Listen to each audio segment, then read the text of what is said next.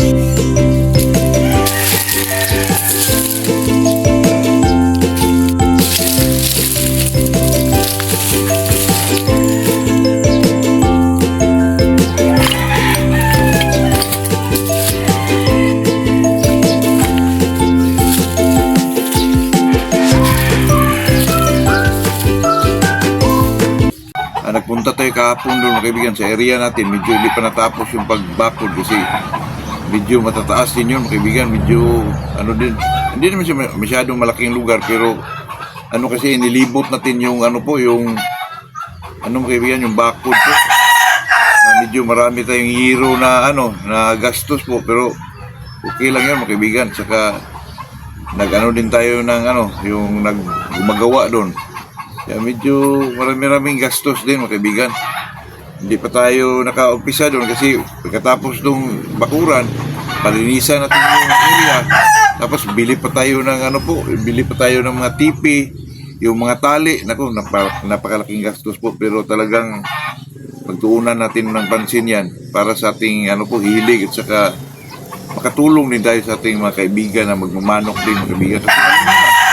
Bintahan natin mga kaibigan, yung pang-sharing natin, napakamura lang po. At saka, pag magbigay tayo kung anong yung ano, talagang sasabihin natin kung ano yung klaseng manok na binigay natin. At saka may mga ano din tayo mga kaibigan, advices na video nakakatulong din. Lalo na sa breeding mga kaibigan. At tayo naman hindi eksperto. Tayo mga gilid-gilid boys lang. Pero, makatulong din paminsan-minsan po. Totoo yan. Bago tayo mag-umpisa, shout out muna tayo kay ano, kay Edgar Urbano, Ragdi Ilocosur. At saka itong kaibigan natin na si J. Anacion, Pampasig po. Rodel Mijaldia, Los Baños, Laguna. At saka itong nag-visit sa atin na kaibigan natin na si Putsulo Katura. Itapik ko daw yung binabae, yung ano, yung duplikara na manok. Ano naman yun mga kaibigan, tayo naman hindi nagalaga ng ano po, yung binabae mga kaibigan sinasadya ko talaga yung mga katulad ng mga sweaters kasi madali lang silang ma-share natin mga kaibigan. Di katulad yung mga binabae, mahirap yung mga kaibigan. Lalo na maano lang, maliit na yung area natin. Pasensya na po, Putsulo. At saka wala akong masabi dyan kasi hindi naman ako nagalaga ng mga binabaeng manok po. Sa atin ay mga sweaters, yung mga... Kasi pag tayo ay commercial breeder mga kaibigan, isipin natin yung madali lang siyang maano po. At saka hindi lang madali, magaling na manok din. Magaling, may mga palo, katulad ng yung ano, gusto ko rin yung ano, SBR, yung mga Tornado Hats, yung mga Gilmore. Kasi maganda sila i-cross sa sweaters, mga kaibigan, at saka maganda sila tingnan po, lalo na yung mga Kilso. Napakaswak sila sa sweater po kasi pag sila may pares, ang lumalabas doon mga kaibigan, maganda pa rin po, katulad itong mga rounded. Yung Shilton, naku, maganda mga kaibigan, si malaking manok, mataas na manok, may bandira pa. Kaya pasensya na, Putsulo. Maybe next time baka makagalaga din tayo ng ganyan po pero sa tingin ko mga kaibigan ano po, gusto ko talaga yung ano, mga commercial, pang commercial na manok talaga, maliban sa may mga palo, maganda pa mga kaibigan. Pero wala naman tayong kontra dyan na kung mga anong of colors ang alagaan nyo. Pero sa akin, of colors pinag-usapan, gusto ko gold saka ano mga kaibigan, itong puti pwede na rin yun. Pero sa akin talaga gold, kasi ang gold mga kaibigan, pwede mo siya maikasa kahit saan po, kahit sa gray, kahit paulit-ulit ko yung sinasabi mga kaibigan kasi Pwede mo siya sa sweater, pwede sa mga bulik, pwede sa gray. Kaya maganda yung gold, magkaiba sa akin lang yun. Kaya sa akin, yung binabae na manok po ay talagang, kasi may kanya-kanya tayong kaibigan. Kanya-kanya tayong prefer na alagaan ng kaibigan na manok po. Kaya sa akin, gusto ko talaga itong mga sweaters kasi maliban sa sila yung mga gwapong manok, may mga palo pa po. Yan din tayo mag-aksaya pa sa mga kung ano lang talaga yung gusto natin magkaibigan. Pero wala naman tayong kontra dyan kung ano yung alagaan mo. Depende lang kasi yan sa hilig mo, kaibigan. Pero sa akin naman, pag pinag-usapan po ay of colors, gusto ko gold lang talaga, mag-gold na manok. Gray yun, ganun, bulik, pwede yun. Kasi depende lang kasi sa atin yun, kaibigan, kung saan tayo komportable po. Kaya yun lang po, wala tayong, lahat ng manok gusto natin, pero depende lang sa atin, kaibigan, kung anong klaseng manok alagaan natin, anong mga kulay na medyo hiyang tayo. Yun lang po. Pero lahat ng manok, mga kaibigan, lahat ng bloodline, maganda yun. Depende na lang yun sa pagparis mo, mga kaibigan. Itong pag-usapan natin ngayon, mga kaibigan, na ito pong ano po. Kasi may nag-comment sa atin na, boss, maganda binasa na pellets po na gawin nating pa-maintenance feeds po. Pwede yun, mga kaibigan, kasi dun sa Mindanao kami dati, yan ang ginagawa namin eh. Yung yung PDP na cracker, PDP na pellets po, jumbo pellets PDP. Basain mo yan, mga kaibigan, lalo na paluan mo ng kunting record.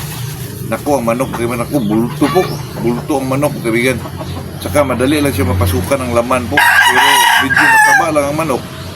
May advantage at disadvantage din yan, mga kaibigan. Ang advantage yan po ay medyo maganda talagang katawan ng manok mo. Mataba yung manok mo. At saka may laman talaga.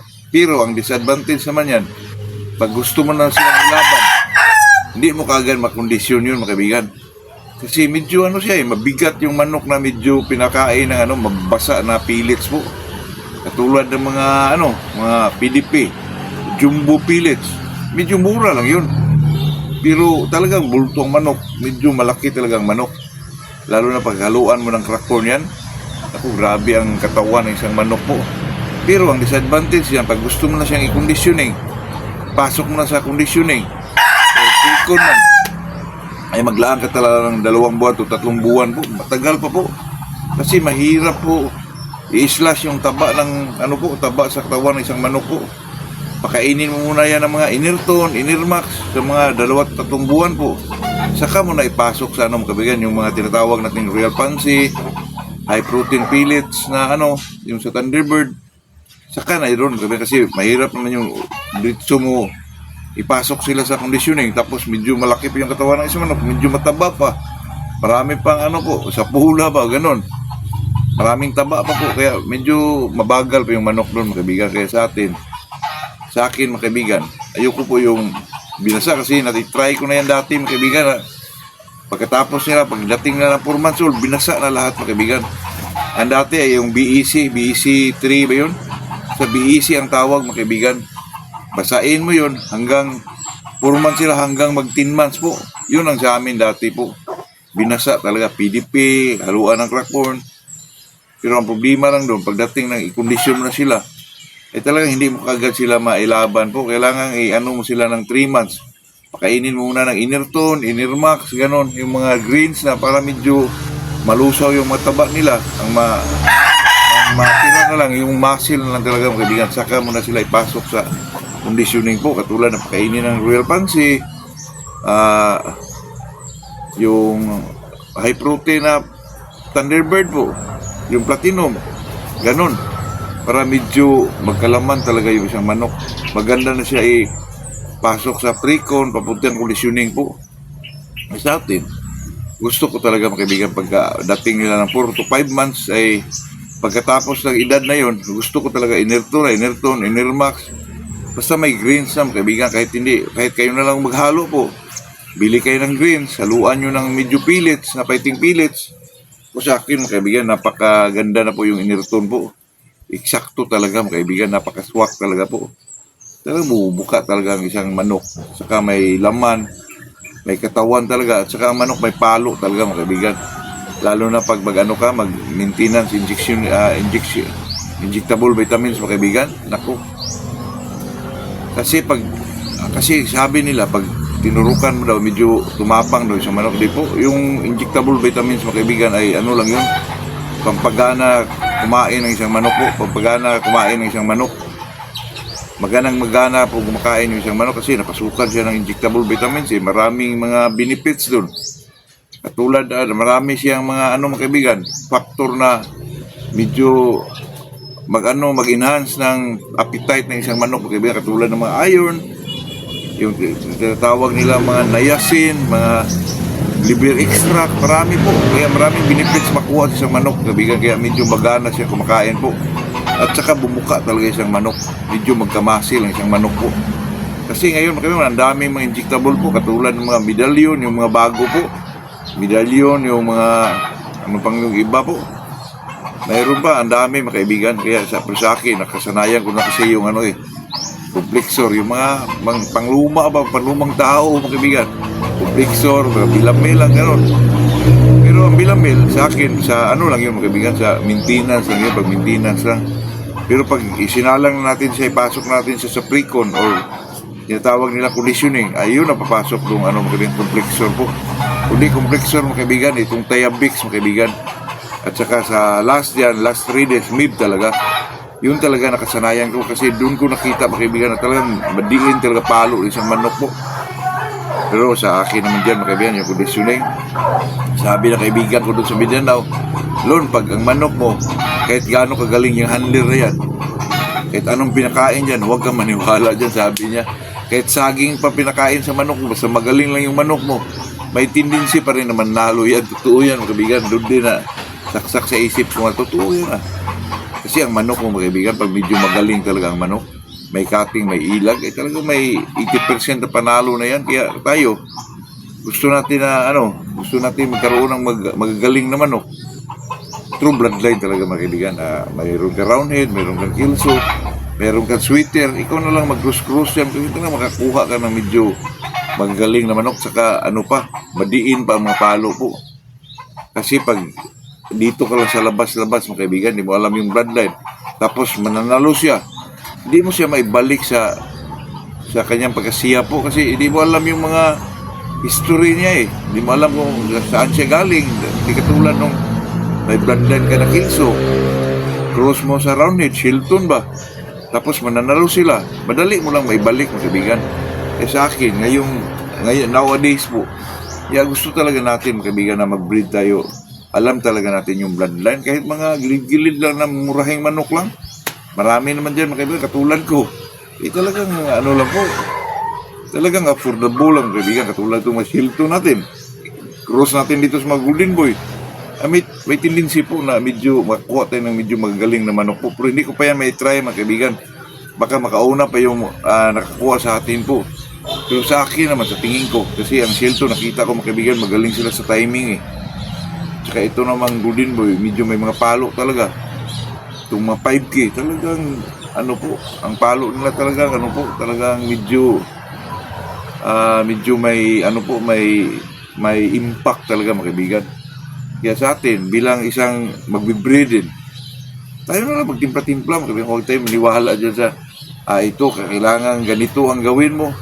I-try mo sa sarili mga kaibigan, sa sarili mo po, para mapatunayan mo talaga na itong mga ganitong macroses ay totoo po. Kasi pag sa social media tayo mag-aasa mga kaibigan, hindi ko lahat totoo dyan mga kaibigan. Pero sa actual, yung sarili mong halo talaga, sarili mong gawa, ay talagang mapatunayan mo kahit mga walang bloodline mga kaibigan. Magkuha ka sa labas na medyo magaling, ipasok mo dito sa may mga bloodline mo, ay talagang makakuha ka pa rin ng anong estilo dyan na katulad kay Walter Kilso mga kaibigan. Pag kung sino yung mananalo na magaling sa pit mga kaibigan, bili niya yun kahit mahal po, tapos ipasok niya sa bloodline niya, i-breed out niya mga kaibigan, ibalik niya yung napasukan mong sa labas, ibalik niya sa yung mga beast blood niya, ito lang makakuha siya. Mas lalong magaling po yung linyada niya mga kaibigan.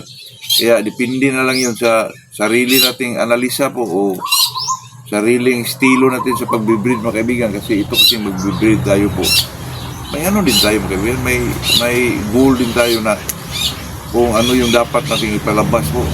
Sa atin naman mga kaibigan, alam naman natin yun na Kahit sino sa atin po, alam naman natin yun na pag mga sweater, medyo marami silang pumalo. Pag ang roundhead naman, medyo ano sila, accurate sa cutting, magaling ang cutting, superb ang cutting. Tapos may mga ilag, brainy din yung roundhead, mabilis.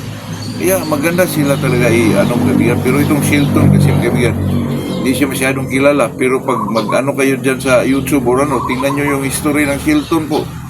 Ang Shilton mga kaibigan ay yung ginagamit ni yung Allen Roundhead po ni Manny Diliba ay Shilton din yan mga kaibigan. Pero ang original talaga Shilton, katulad kung hawak natin ngayon, ayoko pong haluan siya ng mga ibang roundhead. Gusto ko Shilton talaga mga kaibigan, kasi nakita ko kasi mga kaibigan na medyo magaling siya sa timing po, sa timing talaga mga kaibigan.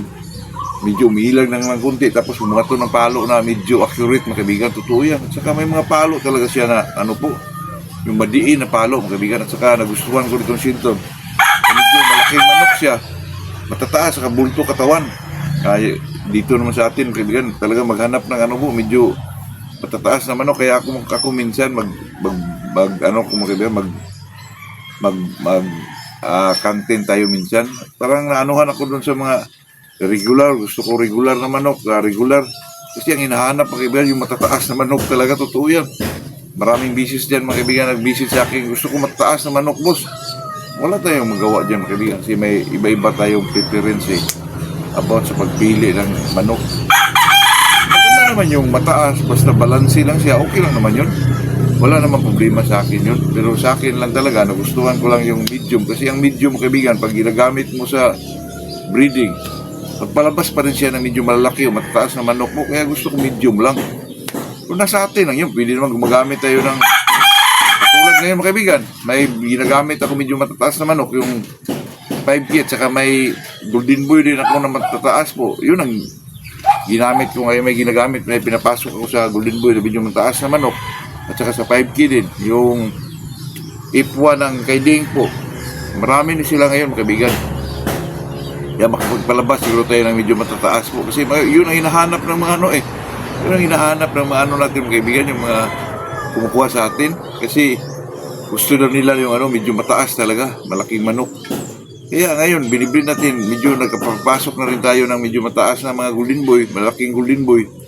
Kasi mga kaibigan sa aking analisa po, kung ano yung gusto mo, pagbigyan natin po. Sa atin, medyo nagpasok na tayo ng medyo mataas na golden boy, malaking golden boy. Kasi ang golden boy naman mga kaibigan, matapon siya na medyo mataas na manok, malaking manok po, katulad din ng 5K mga kaibigan. Kasi one family lang sila. Pareho lang diferensya na kulay lang po. Pareho lang ang kulay sa mga lalaki, pero sa babae, ma-differentiate mo doon mga kaibigan. Tinatapik ko na yan dati. Pero ganun talaga po. Ayun lang mga kaibigan, yun lang ating mai-discuss sa araw na to. Malapit na pong yung mga natin, yung mga sisyo natin, medyo malaki na ng kunti po. Baka may dumarating na pang sharing natin mga kaibigan. Kasi medyo yung area natin, medyo matagal-tagal pa yun mga kaibigan. Kasi medyo kailangan palati ng pira talaga mga kaibigan. Kasi mahirap naman yung magmanok tayo, may tali na tayo, tapos kulang ka sa kulang sa facilities, or hindi mo tapos yung bakod, baka kinamugahan, baka maubos yung manok mo doon mga kaibigan. Totoo yan. Depende lang kasi yun sa sa diskarte natin mga kaibigan. Pero pagsikapan natin kagapay din yung mga gabay yun po kaibigan. Ayun lang po masabi natin dyan sa binasa na pellets po, na pwede pa siya gawing maintenance or maintenance page po. Sa akin dyan, may yan po, advantage at disadvantages mga kaibigan. Depende na lang sa inyo po kasi yan dati, yan din ang ginagamit ko kasi mas mura yung yung PDP, nakapakamura doon mga kaibigan. Tapos makain mo, tapos sa resulta pa ng manok mo ay mabuka pa, medyo may laman, mataba lang yung manok natin mga kaibigan. Kaya pag gusto natin ilaban, pa natin ng 3 months po bago natin mailaban ng mapakain natin ng mapakain ng medyo mag-islas ng mataba. Pero yung kaibigan ko doon sa Mindanao, sabi niya, kahit saging pa yung pinakain sa manok mo, basta magaling lang yung manok mo, may may badiin lang na cutting po, ay talagang mananalo yan mga kaibigan. Pero sa mga ganong kasing klase po, ano yan yan mga kaibigan. Talagang ano lang siguro yan, baka salita lang yan ba mga kaibigan. Pero sa totoong ano talaga, pag kasi iba talaga yung makondisyon yung manok mo, iba talaga yung dating po. Yung ilag nila mabilis, yung cutting talagang madiin. Kaya mahirap magsabi ng tapos mga kaibigan. Kaya yun lang po, kung gusto natin talagang medyo manalo tayo sa exam, ikondisyon natin ng maayos yung manok natin mga kaibigan. Tsaka pakainin natin ng ano po, yung talagang tama para sa atin po. Yun lang po mga kaibigan, yun lang ating nasabi sa ating ano ngayon, yung sitwasyon natin ngayon. At ako'y palaging nagpapasalamat po sa mga sumusuporta sa atin, na palaging nanonood sa ating ano po, channel po. Talagang maraming salamat sa inyong lahat po. Good morning sa inyong lahat po.